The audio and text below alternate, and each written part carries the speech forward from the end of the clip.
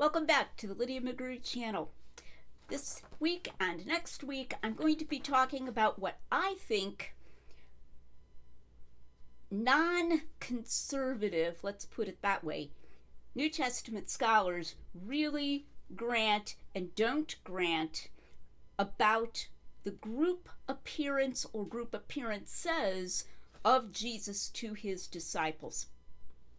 Now, this is only important because the minimal facts argument, which is so popular among Christians, and other minimalist approaches, such as Dr. William Lane Craig's core facts approach, do rely on making statements about what is widely granted. Dr. Habermas's minimal facts case makes a big deal about this, perhaps even more than Dr. Craig's, although Dr. Craig also makes claims about what is granted by scholars across the critical spectrum. I mean, nobody is surprised that William Lane Craig believes that Jesus rose bodily and appeared bodily to his disciples. We know that already. What's supposed to make these claims interesting is that they're supposed to concern scholars across the critical spectrum, including skeptics and including moderates and including those who are not particularly considered to be conservative. That's what makes them exciting. I also don't want to be misunderstood. I do know that Dr. Habermas makes a big deal about the fact that scholarly consensus is just one of his criteria for inclusion as a minimal fact, and supposedly, a lesser degree for a next level fact or something like that, but that it's more important, even more important, that he believes the data actually support these statements. I get that, but at the same time, he has made it very clear that he's not going to include things if they're not broadly held. And in fact, he's stated that that is important for guarding against bias. And Dr. Michael Licona has said the same thing, that to guard against our own bias, if we ourselves are conservative Christians, we want to check to see what's granted and what isn't granted by people who disagree with us. Okay, so now I myself, of course, don't think we should be limiting ourselves to what is granted, not because I'm a presuppositionalist.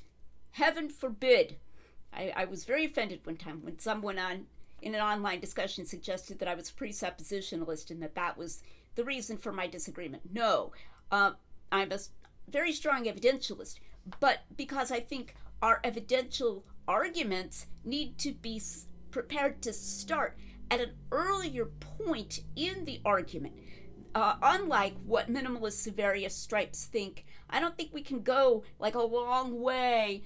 We're just basing this on premises that all critical scholars grant, or virtually all critical scholars grant, until the very last step. And then it's like, and now you should be able to see that the best explanation of these is Jesus' bodily resurrection. I don't think you can do that. I think you need to be prepared to get into it and say things that are going to be considered controversial, and then be prepared to defend those in a rigorous way at a much earlier point in the argument, especially the reliability of the Gospels. Now, I was going to try to do this all as one video. What do I think that skeptical and moderate New Testament critical scholars grant about Jesus group appearances? But then I decided it was going to be too long if I did that, so I'm breaking it into two. And I hope to finish next time. Today, some of what I say is going to kind of be a spoiler about what I'm likely to say next time. But my focus today is this. Do a majority of skeptical scholars grant that the disciples had experiences in groups that were phenomenologically like what we find in the gospel narratives, that the gospel narratives represent what their experiences were like? I'm going to be using the word phenomenological over and over and over again today, probably. I'll probably even trip over it. And the reason is that I don't want somebody coming in and saying, why would you expect skeptical scholars to grant that Jesus was really there in front of them bodily? Duh, they're skeptics. That's not the question. The question is, do they grant that it seemed to them in a group that he was there in real, literal, bodily form, that it seemed that way to them? For that matter, do they even grant that they testified as found in the Gospels in detail? Okay, that it seemed to him that he was there with them as a group eating and so forth. All right, and then how about a majority of moderate scholars? And I'll say in a couple minutes here what I mean by a moderate scholar. Now, in the next video, I'm going to talk about a more limited claim. Do a majority of skeptical scholars think that there was at least one group appearance experience of some kind with some degree of checkable intersubjectivity? Yeah, I think I saw him standing over there in that corner or something, where it really seemed to them that they were all seeing the same thing, but it might not have been at all like what is narrated in the Gospels. How about moderate scholars? So that'll be next time.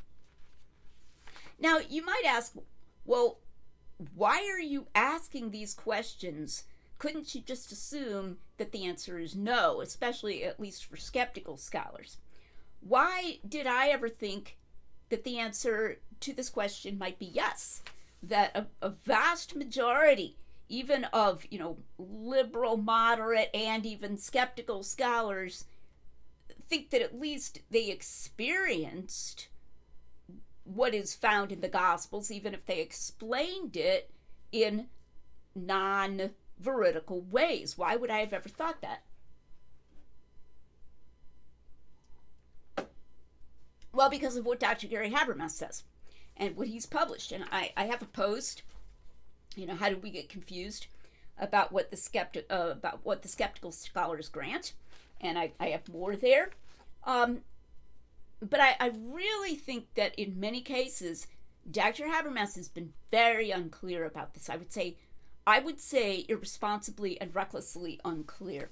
And I'm going to use some quotations from a 2018 online article for the stream. Now, when Tim and I wrote our Blackwell article in 2009, obviously it wasn't 2018 yet, but I have other examples of things that he had written before that. But I think this is a particularly good example here.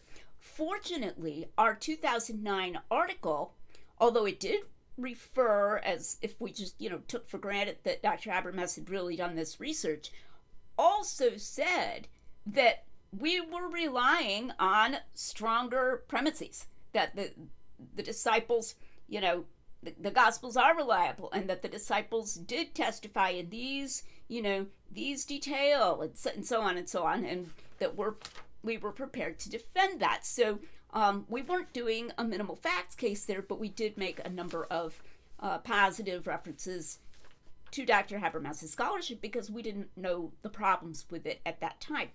In point of fact, if you go to the draft of our Blackwell article that I've been allowed to archive on my personal website, I now have a cover sheet on there with a disclaimer that says that we unfortunately can no longer endorse as, having been correctly and rigorously done, the work of Dr. Gary Habermas in documenting supposedly what scholars grant. And I also there clarify what we meant by general reliability, which I've stopped using. Now I use high reliability because generally reliable or general reliability can be misunderstood. So there's now a disclaimer page there. Okay. So let me read these quotations from that stream article because I really think they're pretty indicative of this irresponsible overclaiming that gives a wrong impression. All right, this is Habermas. It's an argument for the resurrection of Jesus based on that small, minimal core of facts that all academically credible researchers agree on. Using between 3 and 7 historical events that are recognized by these scholars, it builds on what we may learn from these data. Okay, so then when you get to his, itemized list, you find his earlier followers had experiences a short time later that they thought were appearances of Jesus. Right? That's pretty minimally stated. Some kind of experiences. It doesn't even say in groups there. But now let's go a little further in the article. Using only the 6 facts about Jesus and his disciples listed above, only, backed up by the evidences that confirm them, we have a scenario that points very strongly to Jesus appearing to his disciples after he died by crucifixion. Actually, we can boil the case down to those 2 ingredients. Did Jesus actually die on the cross? Then was he seen afterwards having conversations with friends, just like any of us might do? If Jesus was walking around and talking,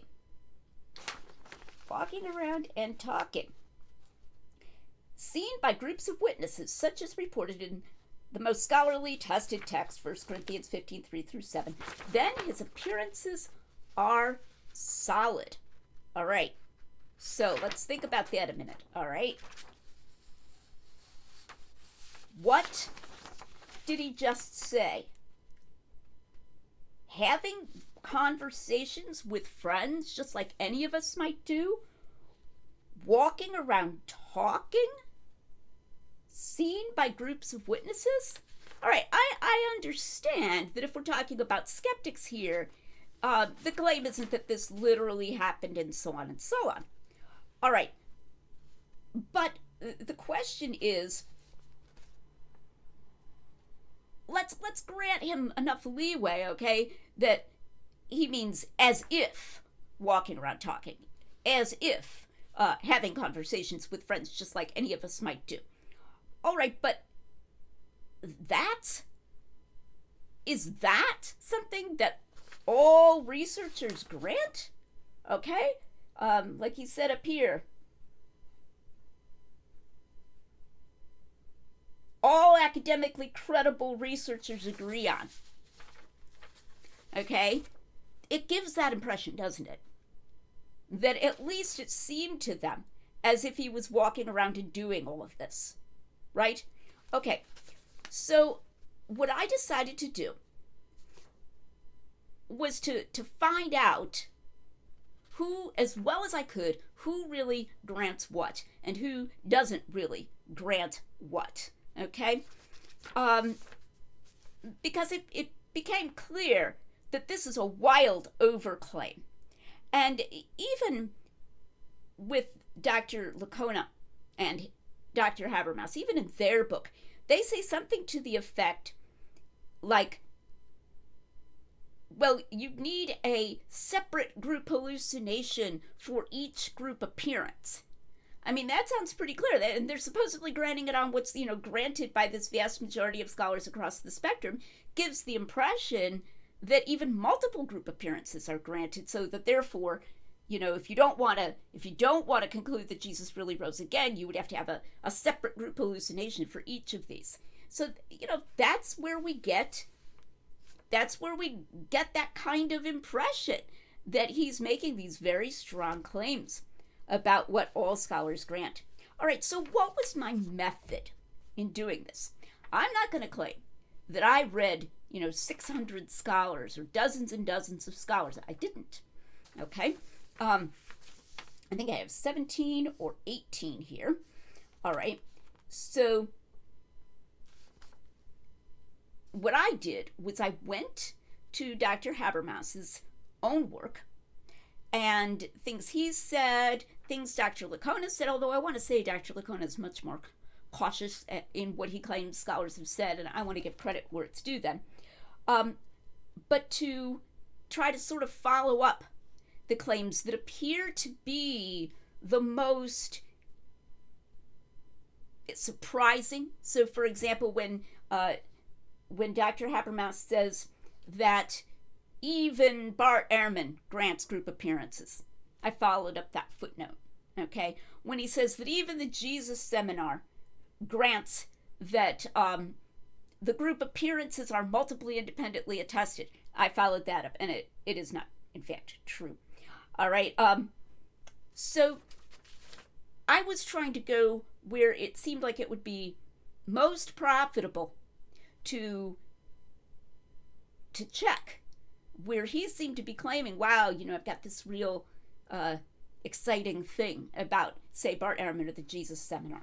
Okay, so I have a list of skeptics here, and I'm not sure that I'm going to be able to read them because there's something wrong with the printing on this particular paper. But I don't want to splice together two different parts to this video, so I'm just going to do the best I can to read it. This has been very time consuming because I've had to follow up repeated books and footnotes, and this is how Habermas summarizes this. Okay, let's check it out at Open Library. What's the context and so forth. So I had a group of skeptics, what I called skeptics, and then a group of what I called moderates. All right, so how would I define a skeptic? Well, a skeptic, as I would define it, would be someone who would say himself that he does not affirm the resurrection of Jesus, not even a spiritual resurrection. Doesn't affirm it even in a spiritual sense, doesn't affirm it in any supernatural sense at all. So a skeptic of the resurrection would be somebody who doesn't think that there was a supernatural explanation of what happened.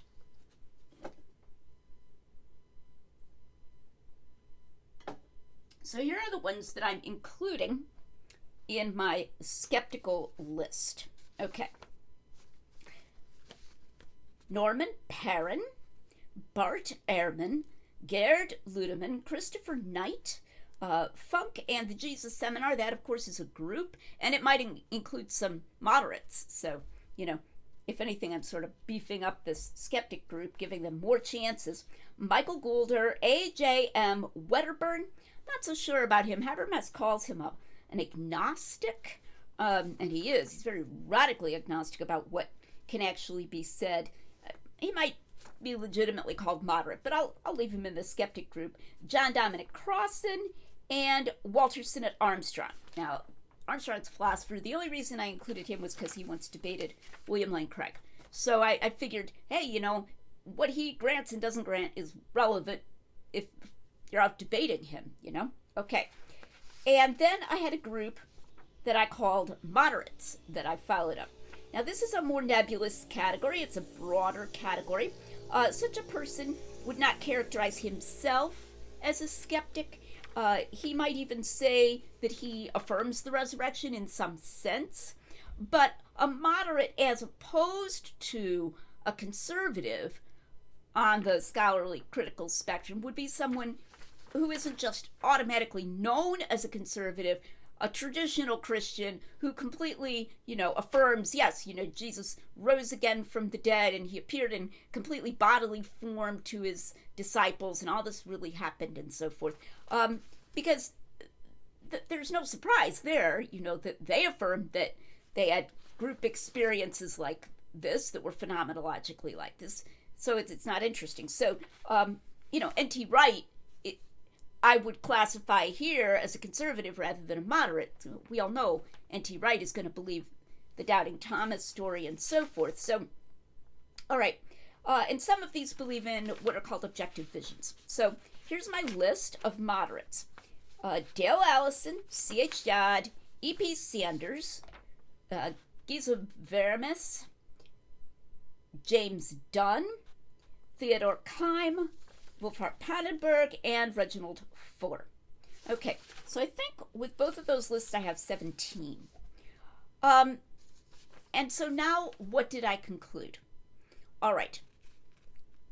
When I followed up, I was looking for explicit, clear statements about group appearances and about the phenomenology of such group appearances. Notice that a statement like, his followers saw him, or his followers believed they saw him, or the disciples believed they saw him, or even the disciples saw him, that doesn't automatically mean that his disciples saw him while they were in a group, okay?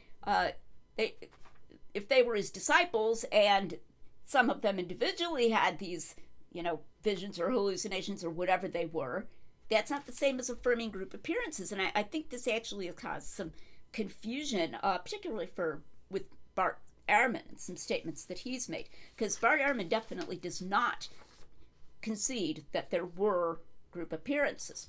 All right, but I was looking for clear statements. Now, what I found was this: not a single one of the skeptics that I just listed grants the phenomenology in groups as reported in the Gospels. That is to say, they don't grant that it seemed to them like they were in a group and Jesus was eating with them and having long conversations with them.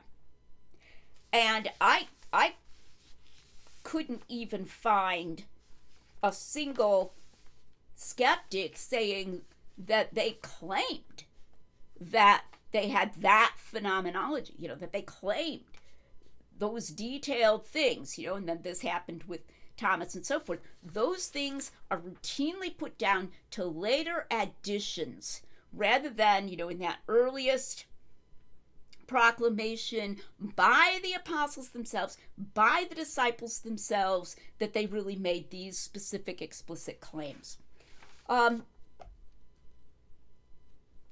So, for example, Gerd Ludemann says it was a seeing in the spirit or an ecstasy, and that the physical manifestations were just added later. Please stop using that quotation from Gerd Ludemann about, they had experiences that they believed were of Jesus risen, or however it goes. It gets used over and over and over again, and it can definitely give the wrong impression. Ludemann does not grant that they had experiences like those. In fact, he's explicit that they didn't. Those were later apologetic additions. They just had some kind of ecstasy or seeing in the spirit, and he doesn't even say exactly what that was like.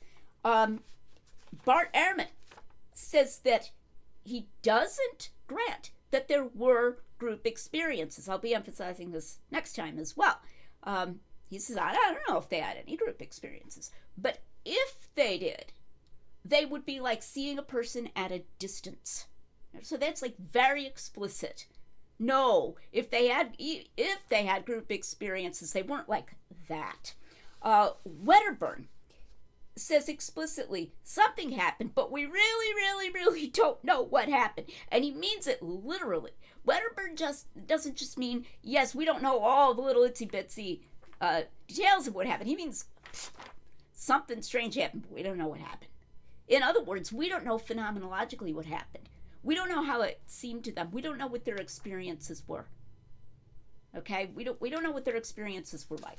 All right. Okay, now, I was about to say EP Sanders, but that's taking me to the moderates. This is perhaps even more striking. Even those who affirm an objective vision theory, so Fuller, Keim, Pannenberg, Allison, or who seem to lean in that direction, James Dunn, either specifically reject the phenomenology described in the gospel stories as being a later addition, just like the skeptics, or they are strongly agnostic about the phenomenology of the disciples' experiences. E.P. Sanders, for example, says that the gospel accounts agree only on negatives and that we can't know what really happened to the disciples. Now, you may recall, I think I mentioned this in the last week's video, that when Dr. Licona pressed Dr. Habermas about 11 months ago in a live stream, name one, please, tell me one skeptic or one non-believer who grants group appearances. And Habermas said E.P. Sanders. Well, I don't think E.P. Sanders, he called himself a liberal, modern, secularized Protestant. So Sanders is not really taken to be, way over, on the left-hand side, as it were, of the scholarly spectrum. He would be considered to be something of a moderate. And I believe Licona even challenged that. Like, I don't know if you should call Sanders a skeptic or a non-believer or whatever. I agree that you shouldn't. But he's just very strongly agnostic. He says Jesus' followers saw him. That's just in this sort of list. He doesn't say in a group. Again, we need to distinguish. His followers saw him from his followers when they were all together, and a group of his followers saw him. But then when he goes to kind of spell out, that's just in like a brief bullet point list of things we can know about Jesus. That's something Sanders is famous for, his lists of things we can sort of glean out or mine out of the Gospels.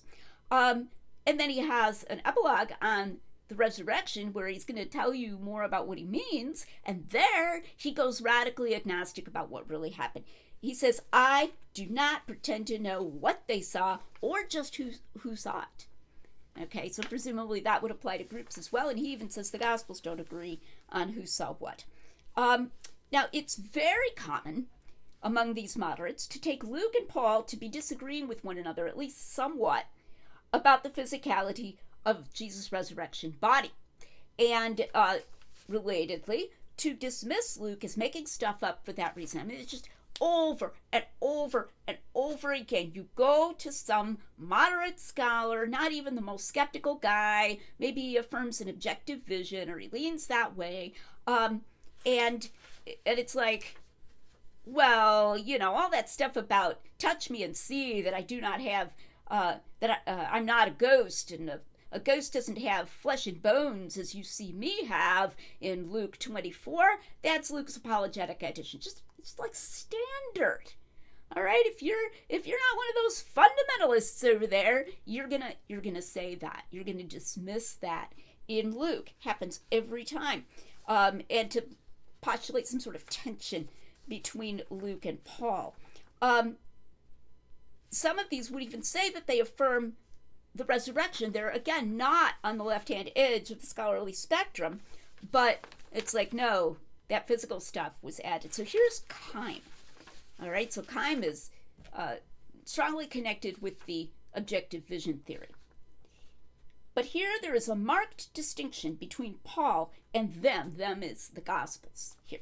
Paul, in mentioning the resurrection appearances of Jesus, has determinedly excluded the speaking of Jesus, the sitting and walking together, the eating and handling, every gross representation of a restoration of the previous corporeity of Jesus and of the previous everyday fellowship with the disciples. There is no doubt that he conceived the coming of Jesus to them as exactly similar to Jesus' appearance to him, namely as a dazzling disclosure of the Lord who no longer sojourned upon earth, but who since his resurrection had been exalted to heaven, and momentarily revealed himself from heaven to his followers in the glorified body of the Son of God. The proof of this is to be found in the measured, reserved, parsimonious expression seen, he means in 1 Corinthians 15, in contrast to the multiform references made in the Gospels to the everyday details of human life. It is to be found in the definite coordination of the appearance to himself with the visions of the apostles who, now listen to this, must therefore have described their experiences very much as he did his own. What is Keim saying? That even what the disciples said their experiences were like, the real original disciples, was in actual contradiction to the gospel accounts. It was, a brief, experience of light and a dazzling disclosure, and it was very quick and not sojourning here on earth and so on and so on. That's what they said too. But it's disappeared apparently, and what we're left with are these gospel accounts which Keim regards as contradicting Paul on what the resurrection appearances were. That's so explicit. Not only does Keim not affirm that they affirmed these things found in the Gospels, he says they said the opposite. They said something completely different. All right.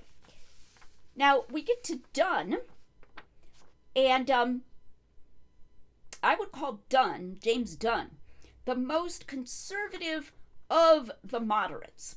That's what I would say. So this moderate category, it has some breadth to it, and I would put Dunn on the conservative edge of that. But I'm going to just summarize. I've copied tons of quotes from Dunn from his book Jesus Remembered on the Resurrection. He dismisses doubting Thomas as being invented by John. He dismisses Luke 24, that standard thing. That's what Luke is doing. He's making it look more physical than it really seemed. He dismisses, get this, dismisses the distinction between the resurrection and the ascension as found in Luke's writings, that is, in Acts. Okay? He even says that he doesn't know what the connection is between the concept of the resurrection and the concept of the ascension.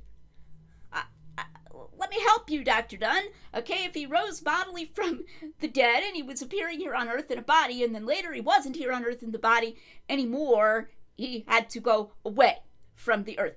That's the connection. What do you mean you don't know what the connection is, or what the relationship is between the concept of resurrection and the concept of ascension?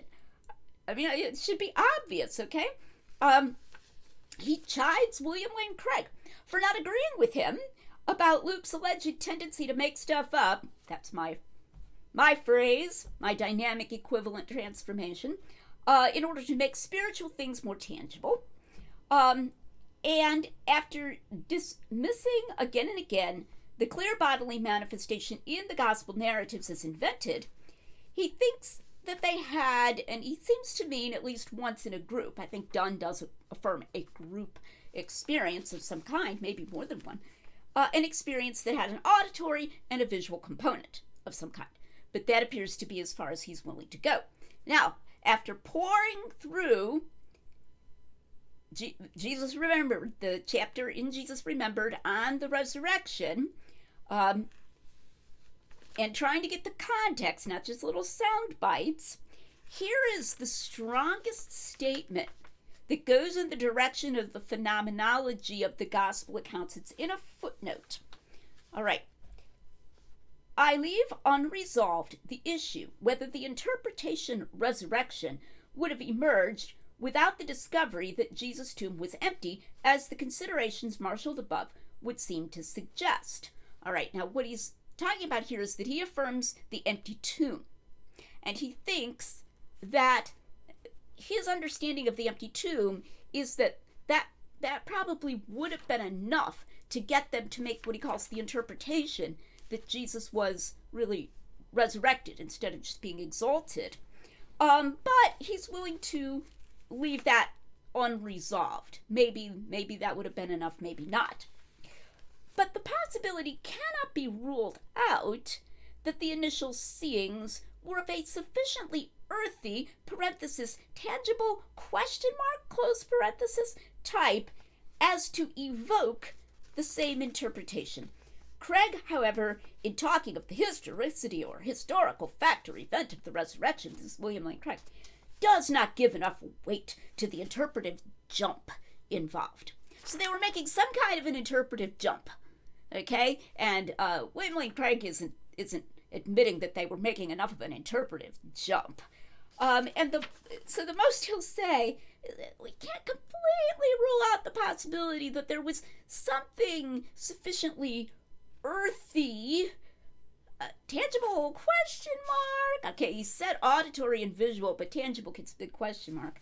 That also, moved them in the direction of the interpretation that Jesus was bodily risen. Well, thank you, Dr. Dunn, for that ringing endorsement of Jesus' bodily resurrection and his bodily appearances to his disciples, and that ringing endorsement of their rationality and their good reasons for believing that he was resurrected in a real physical body.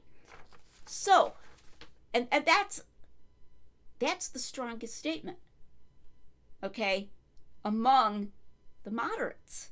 C.H. Dodd does not admit that they experienced what is described in the Gospels, even phenomenologically. I have a whole series on Dodd. He's a moderate that Dr. Habermas talks about quite a bit. He doesn't admit that they had that phenomenology. Even when it comes to the, what are called concise narratives, which are these itty bitty little snippets that Dodd says might have been very early, and he kind of chisels them out of larger stories. Even there, he thinks there are what he calls apologetic expansions. So even something like the women grasping Jesus' feet in Matthew, okay, an apologetic expansion, which he says may have been inserted to help people to believe that the disciples had a good reason for their claims. Think about that one for a little while.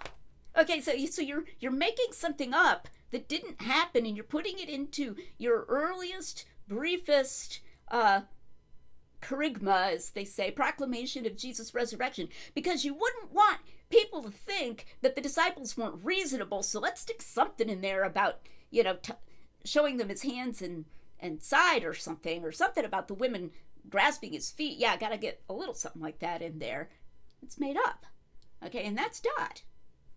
So, to the question, do a majority of skeptical scholars grant the phenomenology of the resurrection experiences in the Gospels? I would say an unqualified no, based on following up Dr. Habermas's own references to skeptics who supposedly grant a lot.